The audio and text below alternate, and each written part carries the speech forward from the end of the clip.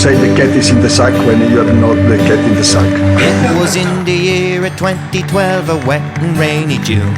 Recession, unemployment and perpetuating gloom. But eventually the time it came to leave it all behind, as we headed off to Poland for the highlight of our lives. We'd scrimped and saved for 7 months, the likes you'd never seen. I scrapped the house insurance, every night was toast and beans. The credit union, AIB, me folks, I bled them dry. For a one-way ticket, Ryanair, Slán live until July. The player, the game. So with bunting hats and banners all aboard the hired coach, on the way to Dublin Airport with a six-pack for the road, there was Joxer Junior, Mulligan, myself and Mick O'Brien. Our houses all remortgaged to cheer on the boys in green.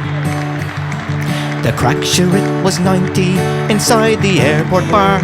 At 6 a.m. 200 fans with time to have a jar. A Carlsberg and 4 pints of stout, the first of many more. And a solemn pledge that everything that happens stays on tour. Don't jump the gun.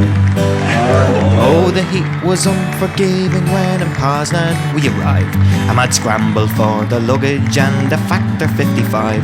All the pots and pans and sleeping bags and ground sheets for the damp were packed into the bus and we were en route to the camp. Eventually the tents were pitched, our minds then turned to food.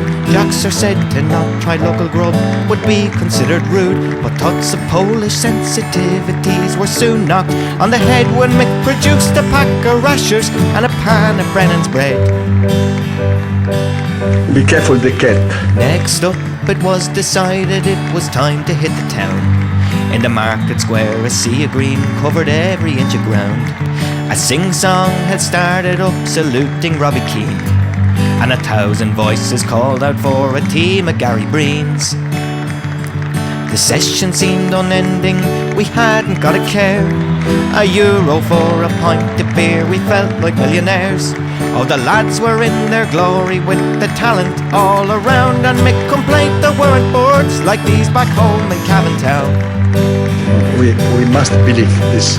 Top turned to team selection, a controversial team. Who'd worry Iniesta, Moore, Steve Hunt or Jane McLean? All agreed that Keane and Walters were the best choice in attack, with Dunn, St Ledger, John, O'Shea and Kelly at the back. Keith Andrews and Glenn Whelan were preferred to poor Paul Green. The lads from Cork lamented we no longer had Roy Keane. Oh, so much debate and squabble on a simple 4-4-2, though not a person thought to mention Baldy Stephen, you know who. Dan, St Ledger, Duff, McGeady. First up it was Croatia, Luka Modric was the threat. Eamon Dunphy swore they'd beat us well, his house he said he'd bet. The stadium was heaving with every shade of green, and the tension overflowing as we sang our own Naveen. I think now going to the creek. 90 minutes laboured slowly as the Croats penned us in. Shay Given was inspired as they pressed but couldn't win.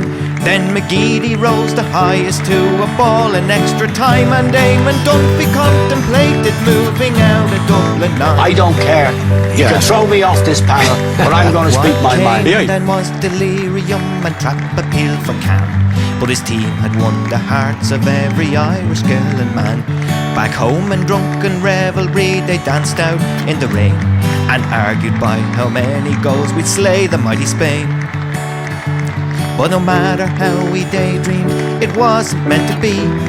A 1-0 win gives Spain the points at Torres penalty, but Trapp said there was one more game defeat he would suspend. A do or die, a final joust against his countrymen. Mentality, attitude, personality, identity. So anxious and expectant, the fateful day arrived. Fears of Pirlo inspiration or a Balotelli dive. Adrenaline and alcohol combined to fuel the roar of a sea of singing green-clad men who prayed for 2 weeks more. De Rossi scored from 20 yards, in fairness 'twas sublime, but Whelan gave the Irish hope a strike before half-time. The second half was end to end, no breakthrough could be seen, till an added time the ball fell to an unmarked Robbie Keane.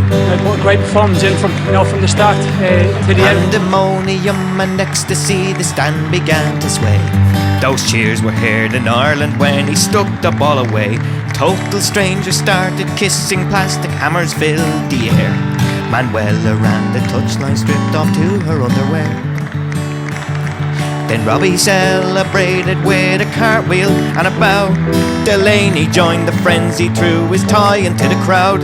Cameras flashed as Trapp was interviewed and asked about his team, and with tearful eyes he praised them for their personality.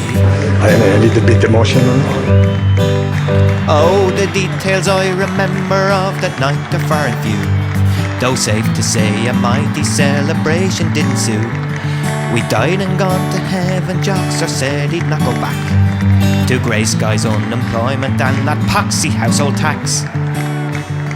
A moment etched in history, Trapp justified his plan, and we reckon God himself must be a closet Irish fan. The group of death was conquered with a quarter-final date versus England and a chance to relive Stuttgart 88. Poznan! 1-0! Well, our focus now's on Rio and the saving starts anew. Trapp brought us to the Euros, can he add a World Cup too? We're back again on home soil and it all feels like a dream. Those heady weeks in Poland cheering on the Irish team. An unforgettable experience, great laughs and joyful tears. Someday we'll watch it all again, unreeling in the years. Oh, the thoughts of that adventure brings me out and goosebumps still. And if you're wondering about the England match, we fucking hammered them 4-0.